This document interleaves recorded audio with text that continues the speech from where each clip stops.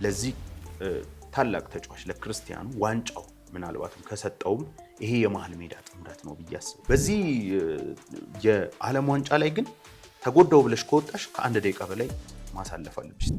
የዘንድሮ የ2026 የዓለም ዋንጫ አንደኛው አዘጋጅ ሀገር የሆነችው ካናዳና ቦስኒያ እንግዲህ አቻ ተለያይተዋል። ሌላኛው ሀገር አዘጋጇ አሜሪካና እንግዲህ ፓራጓይ 4-1 በሆነ ሰፊ ውጤት አሜሪካ ማሸነፍ ችላለች።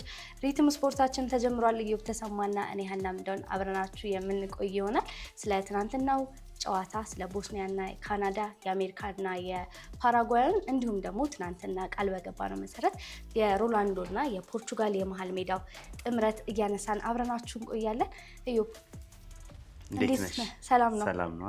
እንዴት አየኸው ካናዳና የቦስኒያን ጨዋታ? እንግዲህ ሁለተኛ ቀን አይደል? በጣም ጥሩ ሁለት ጨዋታዎች ተመልክተናል ማለት እችላለሁ። የካናዳ ጨዋታ እንግዲህ ቶታሊ ማለት ይቻላል ካናዳ ዶሚኔት ያደረገችበት ኳሱን በመያዝ ይሄ ፖዚቲቭ የሚባለው እግር ኳስ በሚገለጽባቸው በእያንዳንዱ ሜትሪክሶች ካናዳ የተሻለች የነበረችበት ጨዋታ ነው። ቦስኒያዎች ቁመታቸውን ተመልክተሻል። እንዲያውም ፕሮግራሙን ከመጀመራችን በፊት እየተነጋገርንበት ነበር እና በጣም ረጃጅም ናቸው። እነሱ ሼክ አይነት ተጫዋቾች ነው፣ ሼክ ሳይሆን ሌሎች ተጫዋቾች የነበሩበት ቡድን ነው እና እዚህ ቡድን ውስጥ እነ ኮላሲናክ ማለት ነው እነ ኮላሲናክ የነበሩበት ቡድን ነው። ነገር ግን ካናዳዎች በጣም የሚገርም ዶሚኔሽን ያሳዩበት ጨዋታ ነበር። ፈርስት ሃፍ ግን ከቆመ ኳስ ጎል ማስቆጠር ችለው ነበር ቦስኒያዎች። ከዛም በኋላ ግን ይህንን በተለይ የ4-4-2 ሎ ብሎክ ነበረ። ይህንን ለማስከፈት በጣም ብዙ ለፍተው ነበር ካናዳዎች ማለት ይቻላል።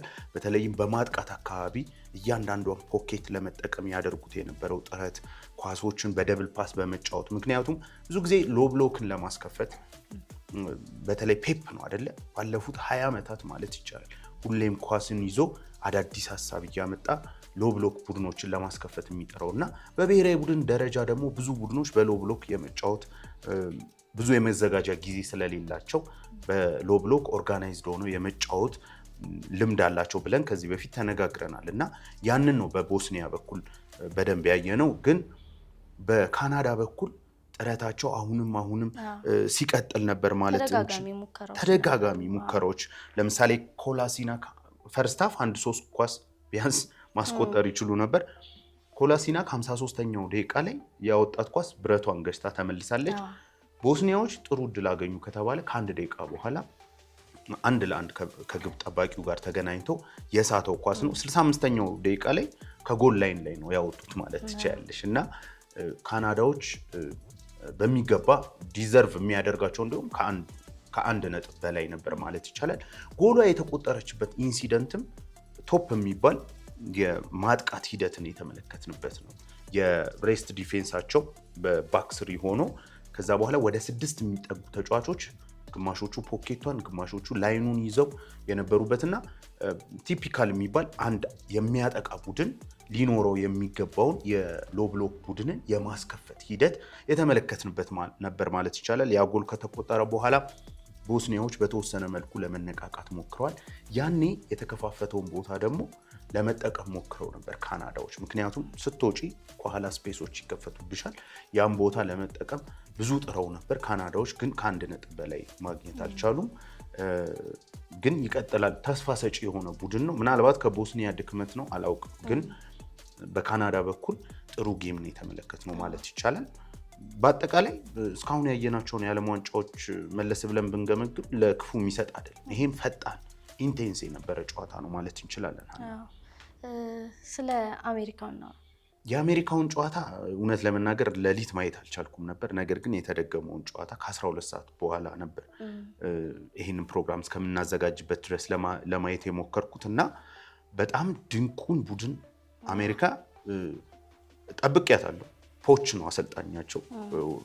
ዓለም ላይ ዘመናዊ ከሚባሉ ይሄ ቤልሲስታ ከምንላቸው አሰልጣኞች አንዱ ነው። በተለይም ለብሔራዊ ቡድን አሰልጣኝነት እድሜው ገና ነው ብዬ ነው ማለት ነው።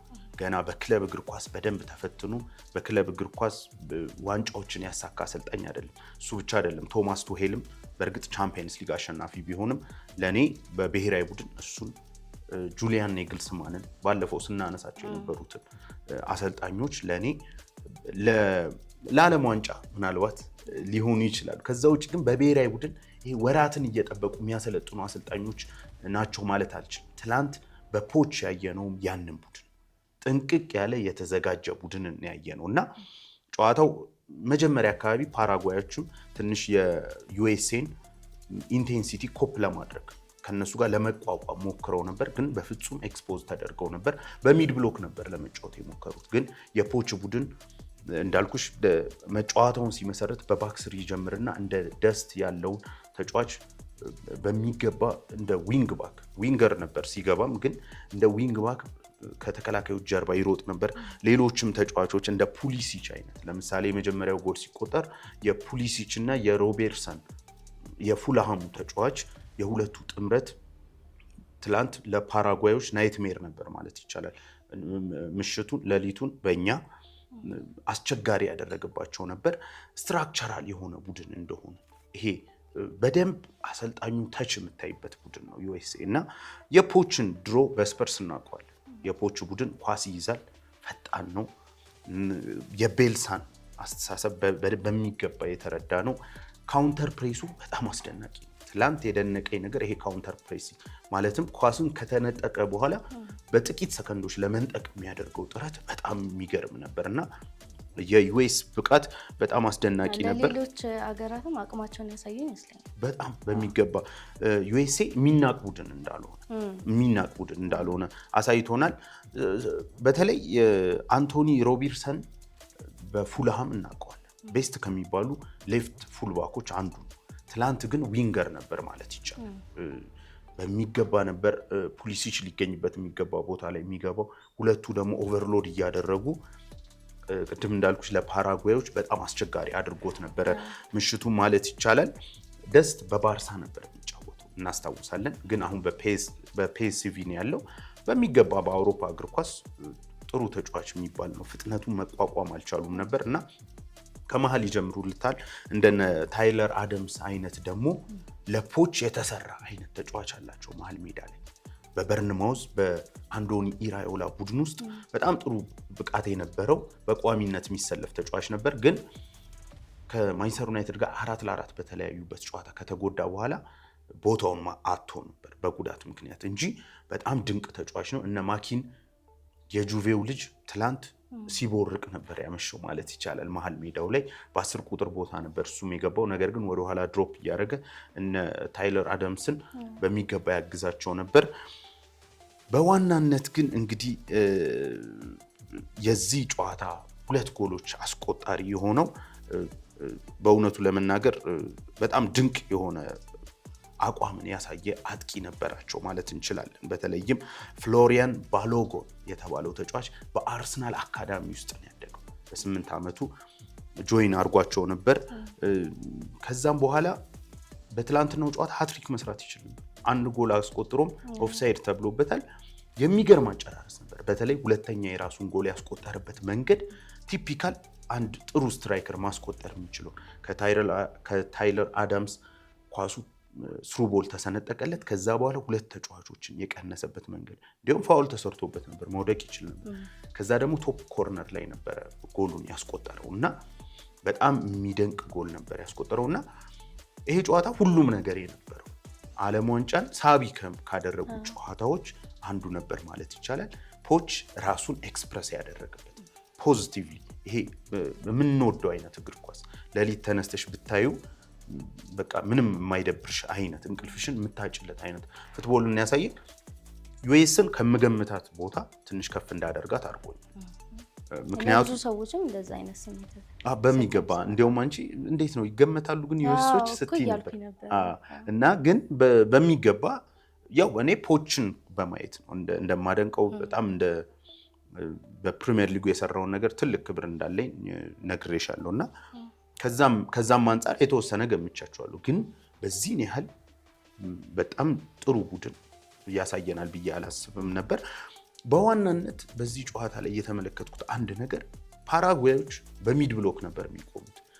ዩኤሶች ኳሱን ይጀምሩትና ከተከላካይ ጀርባ ያለውን ቦታ ነበር የሚጠቀሙት። ፑሊሲች ከተከላካይ ጀርባ ይሮጣል። ያልነው የጠራነው አጥቂ ባሎጎን ከተከላካይ ጀርባ ይሮጣል። እነ ደስት ከቀኝ እየተነሱ ይሮጣል። ማኬና ይሮጣል። ማይሮጥብሽ ተጫዋች የለም እና ስፐርስን ያስታወሰኝ ቱ ቢ ኦነስት ይሄ የነ ሳን የነ ሃሪኬን ቡድን የነበረውን ቡድን እና ፖች እንዳልኩሽ ራሱን ኤክስፕረስ ያደረገበት ድንቅ የሆነ ጨዋታ ተመልክተናል። ፓራጓዮች በፍጹም ሊቋቋሟቸው አልቻሉም። እንዲሁም ጥሩ ቡድን እንደሆኑ ነበር ማስበው እና አልሚሮን ያሉት ቡድን እና የብራይተኑ ተጫዋች ኢንሲሶ በሮቤርቶ ዲዘርቢ ስር በጣም ድንቅ ብቃትን ያሳየን ተጫዋች ያለበት ቡድን ነው። አሪፍ ቡድን ነው። ግን የዩኤስን ኢንቴንሲቲ የዩኤስን ብቃት በፍጹም መቋቋም አልቻሉም ማለት እንችላለን። እዚህ ጋር አያይዘህ ስለ በቫር ስለታየው ቢጫ ካርድ በሚገባ መነሳት አለበት። አልሚሮን ኳስ ፋውል ተሰራብኝ ብሎ ሲሙሌሽን ነገር ነበር ያደረገው። ተከላካዩ ግን አልሰራበትም ነበር። አሁን ቢጫዎች ሁለተኛ ቢጫዎች በቫር ይታያሉ ወይም ኮርናዎችም በቫር ይታያሉ። ያቺሁን ኢንሲደንት ግን በቫር ታይታ ነበር። ከዛ በኋላ ቢጫው እንግዲህ ሪቨርስ ነው የተደረገው ለአልሚሮን የተሰጠውና ምናልባት በፕሪሚየር ሊጉ ቢሆን ወይም በሊግ ጨዋታዎች ቢሆን ይሄን አንመለከትም ነበር።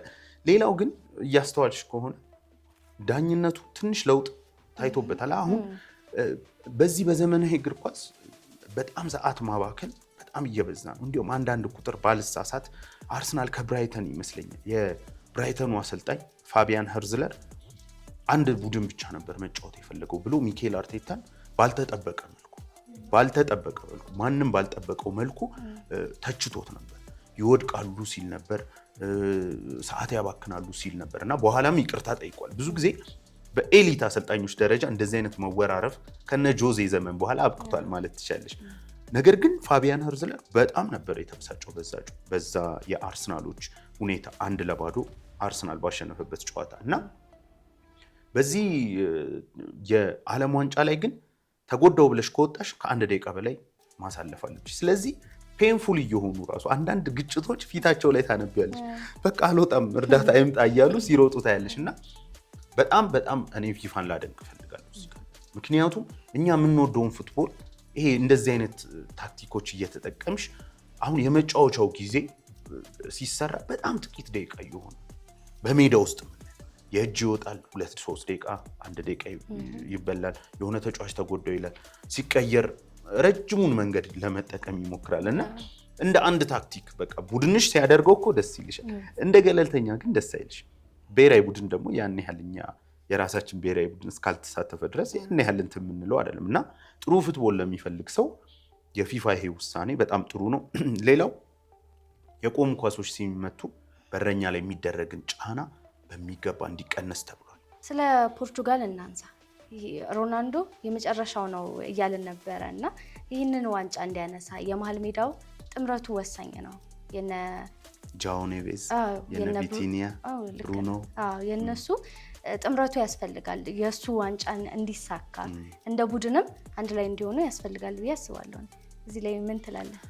እንግዲህ የምንወደውን ተጫዋች ልንሰናበተው ቢያንስ በትልቅ መድረክ ይሄ የመጨረሻው መሆኑ ግድ ሆኗል። ሌላ በብቃቱ ቀጣዩንም የሚጫወት እንግዲህ 45-44 ሊሆን ነው። ክርስቲያኖ እውነት ለመናገር በሰጠን ያለፉት 20 ዓመታት ከዛም በላይ ለዓለም እግር ኳስ አንድ ደረጃን ሴት አድርጓል። ምናልባትም ይሄ ሃርድ ወርከር እንደ ይሄ ፋስት ፉዶችን መጠቀም አቮይድ የሚያደርግ መጠጦችን ይሄ አንድ ተጫዋች ሊኖረው የሚገባውን ለስራው ሊኖረው የሚገባውን በእግር ኳስ ብቻ አይደለም በነገርሽ በሌላም ዘርፍ ብዙ ጊዜ ተብሏል። ያንን ስታንዳርድ ሴት ያደረገ ለስራው ያለው ለማሸነፍ ያለው ፍላጎት ምንጊዜም የማይበርድ ለ20 ዓመታት በዚሁ መንገድ የቀጠለ ተጫዋች ነው። እንግዲህ ይሄ ተጫዋች ታዲያ የግል ክብሮች ያላገኘው የአውሮፓን ዋንጫ ጨምሮ በግልም በክለብ በቃ የተሽቆጠቆጠ ነው። የዋንጫ ማስቀመጫ ካቢኔቱን ብታዩ በወርቆች ያጌጠ ነው። ግን እዚህ ጋር አንድ እሱ ምንም ኬሪየሬን ዲፋይን አያደርገውም ዓለም ዋንጫ ባይኖር ብሏል። ኦፍ ኮርስ ዲፋይን ላያደርገው ይችላል። ግን ያቺ ዓለም ዋንጫ የምትባለው ነገር የሮናልዶ ደጋፊዎች ብቻ አይደሉም። እንደኔ ሜሲንም ሮናልዶንም የበለጠ ደግሞ እኔ በግሌ የዌይን ሩኒ አድናቂ ነኝ። ግን እንዲህ ኬሪየራቸው መለስ ብዬ ሳየው ባለፉት ዓመታት በቻምፒየንስ ሊግ የሰጡንን የሚገርሙ ወርቃማ ጨዋታዎች ሚስተር ቻምፒየንስ ሊግ እንደሚባል ታውቂያለሽ። ክርስቲያኖ ካለ ይቀየራል። ነግሮሽ ነው የሚቀይረው ደግሞ በጣም በሚያስደንቅ ሁኔታና እኔ የቻምፒየንስ ሊግ ጨዋታን አሁን እንደው ትንሽ ቀነሰብኝ ካልኩ የክርስቲያኖና ሜሲ አለመኖር ነው ብዬ ነው የማስበው። እና ሜሲ ያንን ዋንጫ ሲያነሳ የዓለም ዋንጫው ሲያነሳ አንዱ በእግር ኳስ መከናወን የነበረበት ነገር ተፈጽሟል። አንድ ግን በእግር ኳስ የሚቀር ነገር አለ ብዬ አስባለሁ። ክርስቲያኖ ዓለም ዋንጫ ያስፈልገዋል። ታዲያ ይህን ዓለም ዋንጫ ግን እንዲያነሳ የአለፉት 2 ዓመታት የቻምፒየንስ ሊግ ዋንጫ አሸናፊዎች ቪቲኒያ እና ጆአው ኔቬዝ በጣም ወሳኝ ወይም ደግሞ የመሃል ሜዳው ጥምረት ወሳኝ። እዚህ ላይ የምትጨምሩ ብሩኖ ፈርናንዴዝ፣ ስለ ብሩኖ አውርተናል። የ20 ዓመት ሪከርድ የሰበረ ተጫዋች ነው። ቶፕ የሚባለው አቅሙ ላይ ምናልባትም ፕራይም የሚባለውን አቅሙን በእርግጥ ያለፉት 5 ዓመታቱም ፕራይሙ ነበር ማለት ይቻላል ብሩኖ በዩናይትድ ቤት እና ይሄ የሶስቱ የመሃል ሜዳ ጥምረት እጅግ ወሳኝ ነው ብዬ አስባለሁ። አንድ መጀመሪያ መጠየቅ የምፈልገው ወይም ጥያቄ ያለኝ ይህንን 3 መሃል ሜዳ ጥምረት ይጠቀምበታል ወይ? በእርግጥ ሮቤርቶ ማርቲኔዝ እንደዚህ አይነት ድፍረት አለው? ምክንያቱም ከፋፍለን ብናያቸው ጆአው ኔቬዝም ሆነ ቪቲኒያ ይሄ ኦልድ ስኩል የምንላቸው አይነት አጨናጋፊ 6 ቁጥር አይደሉም። በፔዤ ግን ሉቾ የሰራባት መንገድ አለ። ሉቾ ላስት ይር ፋቢያን ሪዩዝ፣ ጆአው ኔቬዝ እና ቪቲኒያን የዓለማችን ምርጡን የመሃል ሜዳ ጥምረት ሲያሳየን ከፊታቸው እንደ ኦስማን ዴምቤሌ፣ ዴዜሬ ዱዌ እና ክቫራትስኬሊያ ከቪቻ ክቫራትስኬሊያ አይነት ከኳስ ጋር አይደለም። በነገርሽ ከኳስ ጋር ባለፉት 2 ዓመታት በጣም ድንቅ የሚባለው ማጥቃት ነው። ከዛም በላይ ግን ወርክ ሬታቸው ደጋግመን እንደምናነሳው እና ያ ፖርቹጋል አላት ወይ ይህንን የመሃል ሜዳ ለመጠቀም? አንደኛው ጥያቄ ነው። ምክንያቱም ሉቾ የሰራበት መንገድ ራሱ ሌላ 2-3 ፕሮግራም የሚያስኬደን ስለሆነ ማለት ነው እና በዛ ልክ እንኳን ባይጠቀሙ ለምሳሌ የማርቲኔዝ ቡድን በጥቃቅን ጨዋታዎች ላይ ለምሳሌ 9-1 ባሸነፈበት 5-0 ባሸነፈበት ጨዋታ እና በአንዳንድ ጨዋታዎች ይህን ጥምረት ተጠቅሞታል። ግን ፈረንሳይን እየገጠመ ይህን ጥምረት ይጠቀመዋል። ቢጠቀመው እንደ ሉቾ እንደሚሰራ ታይቷል። ግን በምን አይነት መንገድ የሚለው ትልቁ ጥያቄ ይመስለኛል። እዚህ ጋር በርናንዶ ሲልቫን ስታነሽልኝ ነበር ከፕሮግራማችን በፊት። በርናንዶ ሲልቫን በመሃል ላይ ሊጠቀሙ ይችላል። ያ ማለት ጆአው ኔቬዝን ሊነካው ይችላል፣ አናውቀው። ለዚህ ነው ጥያቄ የሚሆንብኝ አንደኛው ነገር። ወይም ደግሞ እንደ ሩበን ኔቬዝ አይነት ሞር ለ6 ቁጥርነት የቀረበን ተጫዋች ሊያስገባ ይችላል። ስለዚህ ይሄ የመጀመሪያው ጥያቄ ይህንን ጥምረት የብሩኖ ፈርናንዴዝ የጆአው ኔቬዝ እና የቪቲኒያን ጥምረት ይጠቀመዋል ወይ የሚለው ነው። ሁለተኛው ቢጠቀመውስ እንዴት ነው የሚጠቀመው? ከፔዤ ጋር እያነጻጸርን እንድናይ የፈለግኩት ለዚህ ነው። ምክንያቱም ከፊት ያሉት ተጫዋቾች ለምሳሌ ክርስቲያኖን እንደ ኦስማን ዴምቤሌ ፕሬስ አድርግልኝ ልትዩ አትችይም፣ አይፈቅድም። 41 ዓመቱ ነው። 28 እያለ 28 እያለ 35 እያለም ሊያደርግልሽ ይችላል። በእርግጥ ዚዳን የተጠቀመበት መንገድ ይሄ ሌላ ትልቅ ርዕስ ነው። እንዴት ወደ 9 ቁጥር እንዳመጣው ክርስቲያኖን እንዴት ኬሪየሩ ላይ ጎል እንደጨመረ ማየት እንችላለን። እና ክርስቲያኖና ሜሲን እንደዚህ ልፋት ላይ ያን ያህል በሌላ እንትን የምታስቀምጫቸው ናቸው ሁለቱ ተጫዋቾች። ከዛ ውጭ ያሉት ግን እንደዚህ በልፋት ውስጥ የምናያቸው ናቸው። ሌላው ራፋኤል ሊያኦ በግራ ክንፍ ከገባ እሱም በጣም ደካማ የሚባል ወርክ ሬት እንዳለው ብዙ ቁጥሮች አሳይተውናል። ስለዚህ ምናልባት እንደ በርናንዶ ሲልቫን በቀኝ መስመር እንደ የኔቶን የቼልሲውን በግራ በመጠቀም ክርስቲያኖን በመሃል በማድረግ ለክርስቲያኖ ያነሰ ወርክ ሬት ያነሰ የመልፋት ጊዜን በመስጠት የሶስቱ ሚድፊልድ ጥምረት ግን መስራት አለበት ብዬ አስባለሁ። እና ለፖርቹጋል ትልቁ ነገር ምንድን ነው በዚህ ዓለም ዋንጫ ብትይ የመሃል ሜዳ ጥምረቱ ለዚህ ታላቅ ተጫዋች ለክርስቲያኖ ዋንጫው ምናልባትም ከሰጠውም ይሄ የመሃል ሜዳ ጥምረት ነው ብዬ አስባለሁ። ነገር ግን ይህንን የመሃል ሜዳ ጥምረት በፔዤ ደረጃ አልጠብቀውም። ነገር ግን ኳስ ሲይዙ ምን ማድረግ እንደሚችሉ ያውቃሉ። ሁለቱ ተጫዋቾች ከሪዮ ፈርዲናንድ ጋር ከባለፈው ዓመት የቻምፒየንስ ሊግ ከኢንተር ጨዋታ በፊት ኢንተርቪው ነበራቸው እና ክቫራትስኬሊያ ሶስቱ ሲናገሩ የሰማሁት አንድ በጣም ኢንተረስቲንግ ነገር ነበር። ሉዊስ ኤንሪኬ የፈለግነው ቦታ ላይ እንድንገባ ይፈቅድልናል። ለምሳሌ ቪቲኒያን ካየሽው ብዙ ጊዜ ክርክሮች እኔ ጓደኞቼም ጠይቀውኝ ያውቃሉ። ማን ነው 6 ቁጥር ቪቲኒያ ነው ወይስ ጃኦ ኔቬዝ ነው የሚል ጥያቄ። ምክንያቱም ኮንስታንት የሆነ ሮቴሽን አላቸው እና ቪቲኒያም ጃኦ ኔቬዝም በዛ ኢንተርቪው ላይ ሲናገሩ ሉዊስ ኤንሪኬ ነፃነት ይሰጠናል የትም ቦታ እንድንገባ። ለምሳሌ ቻምፒየንስ ሊግ ፋይናሉ ላይ ቪቲኒያ እንዴት ኳሱን አታኪንግ ሚድፊልደር ነበር የሚመስለው። አት ዘ ሴም ታይም ደግሞ 6 ቁጥር ላይ ታየዋለች እና ቪቲኒያ የለቀቀውን ቦታ ጃኦ ኔቬዝ ሊገባ ይችላል። ጃኦ ኔቬዝ የለቀቀው ቦታ ላይ ሌላ የፉልባክ ተጫዋቾች ሊገቡ ይችላሉ፣ ወይም ደግሞ ፋቢያን ሪዩዝ ሊገባ ይችላል። በዚህ ዓመት ደግሞ ዛይራ ኤምሬ ነበር፣ እሱ ሊገባ ይችላል። እንደዚህ አይነት ሮቴሽናል ፉትቦል ከፖርቹጋል መጠበቅ ከባድ፣ ምክንያቱም በዚህ ሲስተም ነው የሰራው ይሄ ጥምረት እንጂ ሁለቱም አጫጭር ናቸው። እንደምታውቂው ኳስ ላይ ዣቪና ኢኒየስታ በምትገልጭባቸው አይነት አካላዊ ቁመና ላይ ነው ያሉት። ትንሽ ጃኦ ኔቬዝ ጠንካራ ነው። ስለዚህ ሁለቱን ስታያቸው ያን ያህል ጉልበተኛ ያን ያህል ይሄ ዲስትሮየር የሌለው ቡድን ነው። ፖርቹጋል ምን አይነት ዲዛይን ማድረግ አለባት የሚለው ሌላው ጥያቄ ነው ብዬ አስባለሁ። በናይጄሪያው ጨዋታ ለዚህም ርዕስ መነሻ የሆነን የናይጄሪያው ጨዋታ ነው። 45 ደቂቃው ላይ 3ቱ ተጫውተው ነበር።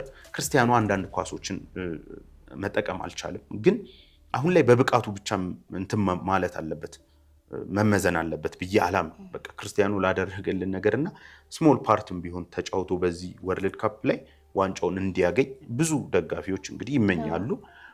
በዛ ጨዋታ ላይ የተወሰኑ ነገር አይቻለሁ። ቪቲኒያ 6 ቁጥር ላይ ሲገባ ጃኦ ኔቬዝ ወደፊት የሚሄድ፣ ጃኦ ኔቬዝ ወደ ኋላ ሲገባ ቪቲኒያ የሚሄድ እና ከብሩኖ ጋር አንዳንዴ 4-3-3 የመሆን አንዳንዴ 4-2-3-1 ሆኖ በማጥቃት ስትራክቸሩ ላይ አንደኛው ሲያጠቃ አንደኛው መከላከል፣ እንደዚህ አይነት የተወሰኑ ሙቭመንቶችን አይቻለሁ። ምናልባት ይሄ ፖርቹጋልን በውድድሩ ላይ እያሳደጋት ሄዶ ወደ ዋንጫ ያቀርባት እንደሆነ የምንመለከተው ይሆናል። እነ ኑኖ ሜንዴዝ አሉ እንግዲህ እዚህ ቡድን ላይ። ሌላው በፒኤስጂ በጣም ድንቅ ብቃቱን ያሳየው እነ ጃኦ ካንሴሎ አሉ፣ ሩቤን ዲያዝ አለ የሲቲው ተከላካይ። ስለዚህ ቡድናቸው ሙሉ ነው። ሌላው ደግሞ ፖርቹጋል ዋንጫውን እንድታሳካ ሞቲቬት ያደርጋቸዋል ብዬ የማስበው የአሳዛኙ ህልፈት የዲያጎ ጆታ እና ለሱም ስንል እንጫወታለን ብሏል ሮበርቶ ማርቲኔዝ። እና እኔም በሆን የምደግፈውን ብሔራዊ ቡድን ትቼ ዘንድሮ ለክርስቲያኖ ይሄንን ዋንጫ እንዲያሳካው የምመኝለት ከሰጠን አንጻር ይሄ ስናት ላይክ እሱ የሱ ደጋፊ ከመሆን ጋር አያያዝም ወይ የሜሲ ደጋፊ ጋር ከመሆን ጋር አያያዝም። ሜሲን ዋንጫውን ሲያሳካ ደስ ባለኝ ልክ ነው ክርስቲያኖ የሚያሳካው ከሆነ ደስ የሚለኝ እና በዚህ መንገድ በጨዋታው ላይ እንግዲህ እንዴት ያድጋሉ ሮቤርቶ ማርቲኔዝ ትልቅ ጥያቄ አለበት ብዬ አስባለሁ። እና በተለይ የ2022 ከሞሮኮ ጋር የሩብ ፍጻሜው ያኔ ተሸንፈው እንደዛ እያለቀሰ የወጣበት ሮላንዶ እሱ እንዳይደገም እንግዲህ ዋን ኦፍ በቃ በእግር ኳስ ካየናቸው አሳዛኝ አንቺ የኔይማርንም ባለፈው ስታነሺ ነበር። በጣም አሳዛኝ ልብ ሰባሪ ሞመንት ነው አይደለ? ይሄንን የሰጠን ተጫዋች አንድ ወርልድ ካፕ የለውም በቃ። ምክንያቱም በእግር ኳስ ታሪክ ካየናቸው 4 ተጫዋቾች ብናነሳ ሜሲ፣ ሮናልዶ፣ ፔሌ፣ ማራዶና ነው የሚባለው እና እዚህ ጋር ብዙ ክርክሮች ሊኖሩ ይችላሉ። ክርስቲያኖ ግን አንድ ዓለም ዋንጫ በእርግጥም ይገባዋል። ያ ጨዋታ ግን በጣም ጥሩ ነጥብ ነው ያነሳሽው ሀና፣ በጣም ሊወራለት ይገባል። እንዴት ነው የሎ ብሎክ ቡድንን ፖርቹጋል መስበር የምትችል? ከዚሁ ከመሀል ሜዳ ጥምረት ጋር የሚያያዝ ይመስለኛል። እንዴት ነው ሮቴት እያደረጉ ፖኬቶችን እየፈለጉ ሀፍ ስፔሱ ላይ እየገቡ እንደ ብሩኖ ፈርናንዴዝ ያለ ተጫዋች። ቪቲኒያ እንዴት ነው ፕሬስ ሬዚስታንስ ነው፣ ከኋላ ኳስን መቀበል ይችላል፣ የድሪብል እያደረገ ረጅም ርቀቶችን መሄድ ይችላል። ጃኦ ኔቬዝ ቅጣት ምቶቹ በጣም አስደናቂ ናቸው። ባለፈው 2 ቅጣት ምቶችን አስቆጥሯል ለፖርቹጋል። ጎሎችን ሲያስቆጥር ፍሮም ኖዌር ታየዋለሽ። ባየርን ላይ ጎል አስቆጥሯል እና ይሄ ተጫዋች እንደ ቁመቱ አይደለም፣ ይዘላል፣ በጣም ጠንካራና ሌላው ሃርድ ወርከር የሆነ ተጫዋች ነው እና እንደ ሞሮኮ አይነት ቡድን ሲገጥምሽ እንዴት ነው የምትዘረዝሪያቸው? እንዴት ነው ዲፌንሳቸውን ወደ ቨርቲካሊ ዘርዝረሽ ከዛ መሀል ላይ ያሉትን ፖኬቶች የምትጠቀሚው? ቢትዊን ደ ላይንስ በመስመሮች መካከል እንዴት ነው የምትጠቀሚው? እዚህ ጋር ሁለቱ ጥሩ ፉልባክ አላቸው። ዲያጎ ዳሎ እንደ ባካፕ ሊታይ ይችላል። ከዛ ውጭ ግን የጃኦ ኔቬዝ እንዳልኩሽ ብሩኖ ፈርናንዴዝ ቪቲኒያ ጥምረት መሀል ላይ በጣም ወሳኝ ነው።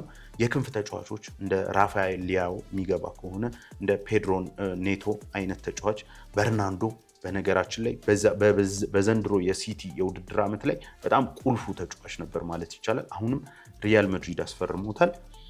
የዚህም ተጫዋች ሚና አለ እና አጠቃላይ ልክ ለሊዮኔል ሜሲ አርጀንቲና ተጫዋቾች እንደተረባረቡት በሙሉ አይተሻል አይደል? ብዙ ቪዲዮዎች ላይ ሊዮኔል ሜሲ ሲወጣ ምናምን ሊዮ ሲነካ እንዴት ቀድመው እንደሚደርሱ ይሄ ማለት ሊዮ እንዲያነሳ አርጀንቲና በላች ከሚለው እኮ የ2022 ሊዮኔል ሜሲ በላ የሚለው በጣም ትልቁ በቃ በእግር ኳስ ከታዩ ከትልልቅ ኢቨንቶች አንዱ እንዲሆን ያደረገው የሊዮ መብላት።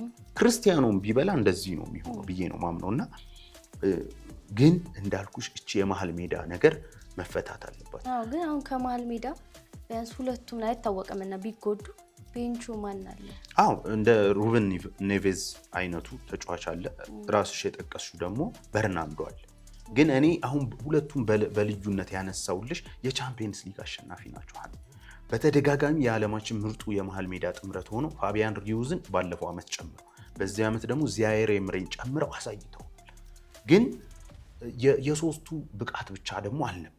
አሁን እስካሁን ስናነሳ እንደነበረው ሉቾ በአጠቃላይ ቡድኑን ሴት ያደረገበት መንገድ ከፊት ያሉት አጥቂዎች ናቸው። ስለዚህ እነዛን አጥቂዎች በፖርቹጋል ብሔራዊ ቡድን አይገኙም። ይሄንን ማመን አለብን። ለዚህ ነው ሮቤርቶ ማርቲኔዝ የተለየ የሚባል ሴታፕ ያስፈልገዋል ልልሽ የፈለኩትና የክርስቲያኑን ነገር እንግዲህ የምናየው ይሆናል። እሺ አሁን ደግሞ ካለን ሰዓት አንጻር በጣም ባጭሩ ስለ እንግሊዝ ብሔራዊ ቡድን እሺ ይሄ ራሱ ሰፋ ያለ ጊዜ የሚጠይቅ ነበር ሀና እና በተለይም የኮስታሪካን ጨዋታ ስመለከት አንድ የተረዳሁት ነገር አለ። ምናልባት አሰልጣኝ ይሆን እንደ እንግሊዝ ያጣችሁ እስከዛሬ። ምክንያቱም ወርቃማ ቡድኗን እናስታውሳለን ከነ ዴቪድ ቤካም ከነ ጄራርድ ላምፓርድ፣ ዌይን ሩኒ፣ ሪዮ ፈርዲናንድ፣ ኦዌን ሃርግሪቭስ በጣም ብዙ ዘመን የተጫዋች ችግር ያልነበረባት ናት እና ሁልጊዜም አንድ አይነት ተመሳሳይ ቦታ ላይ ያሉ ተጫዋቾች የሚመረጥባት ከዚህ በፊትም አንስተነዋል። ይሄ አሰልጣኝ የተሻሉ ተጫዋቾችን ሳይሆን ቡድን ነው የመረጥኩት ብሏል። ያንን በኮስታሪካ ጨዋታ በሚገባ ተመልክቻለሁ። ኖኒ ማዱዌኬ እንዴት ስትሬች ሲያደርጋቸው እንደነበር፣ በግራ በኩል ደግሞ ሌላው የግራ ክንፍ ተጫዋች የሆነው አሁን ወደ ባርሰሎና የተዘዋወረው ተጫዋች እንደዚሁ በግራ በኩል በማስፋት ሲጫወት እንደነበር ተመልክተናል እና ሃሪኬን ድሮፕ ያደርጋል። እሱ ቦታ ላይ ደግሞ በተለይም በጨዋታዎች ውስጥ በማክሰኞ አካባቢ ይመስለኛል የሚያደርጉት ከጨዋታዎች በኋላ ወይ ሐሙስ በደንብ በስፋት እንመለከተዋለን። እነ ዴክላን ራይስ ሲገቡ ተመልክቻለሁ እና በትክክል ስትራክቸርድ የሆነ ቡድንን በእንግሊዝ ብሔራዊ ቡድን በኩል ተመልክቻለሁ። ዘመናዊ እግር ኳስ ወይም ዘመናዊ ቡድኖች የሚገለጹባቸው ይሄ ፕሬሲንጋቸው፣ ካውንተር ፕሬሲንጋቸው ከተቀሙ በኋላ ለመቀማት ያላቸው ብቃት። ምክንያቱም በሎ ብሎክ ቁጭ ማለት በጣም በአሰልጣኝነት ቀላል የሚባል ስራ አይደለም፣ ግን የመከላከል ዞንሽን ትተሽ መውጣት በጣም ከባዱ ነው እና እንግሊዝ ፕሮአክቲቭ ሆና በቶማስ ቱሄል በኩል ልትጫወት ትችላለች። በዛ ጨዋታ ላይ ምናልባት ኮቢ ማይኖ በስታርቲንግ 11 ውስጥ የመግባት በጣም ፖቴንሻል እንዳለው አሳይቷል። ነገር ግን ኤሊየት አንደርሰን 130 ሚሊዮን ፓውንድ የተጠየቀበት አንደርሰን እና ዴክላን ራይስ ናቸው። ሁለቱ በጣም የሚገርም የሆነ ሙቭመንት ያሳዩ ነበር። አንደኛው ሲሄድ አንደኛው ይቀራል። ሁለቱም ኦል አራውንድ ሚድፊልደር የሚባሉ ናቸው እና በአንድ አይነት ዘመን መገኘታቸው ራሱ በጣም ጥሩ ነው። ለዚያውም አደም ዋርተንን የመሰለ ተጫዋች የሄደ ቡድን። ስለዚህ እንግሊዝ ባለፉት 20-30 ዓመታት ቢያንስ እኔን ኳስ መመልከት ከጀመርኩበት ከ2006 ጀምሮ የእንግሊዝ ብሔራዊ ቡድን የትውልድ እጥረት የለበትም እና ያንን የተመለከትኩት። አሁን ቶማስ ቱሄል እንግዲህ እዚህ ብሔራዊ ቡድን ውስጥ መሪ ሆኖ መጥቷል። ስለዚህ የዚህ አሰልጣኝ ሚና በትክክል የተመለከትን ይመስለኛል።